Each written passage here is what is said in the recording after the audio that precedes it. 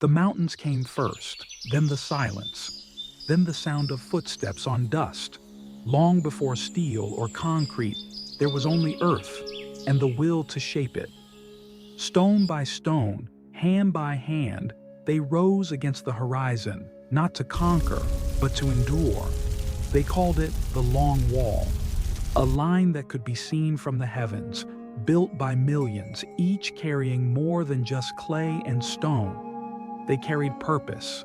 Every sunrise brought the same sound: wood, stone, and breath, the rhythm of effort, the echo of generations who would never see it finished, yet built it anyway. This wall was not made in a day, or a year, or even a lifetime.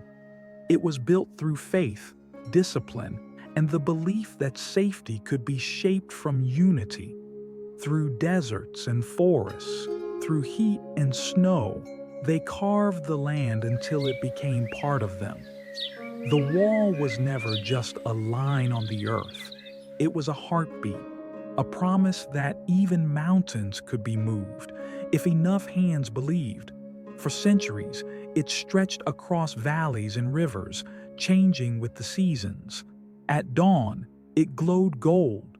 At dusk, it disappeared into shadow. It did not stop the winds. It did not stop time. But it became a symbol of what people can do when they move as one. We often think walls divide us, but this one connected them.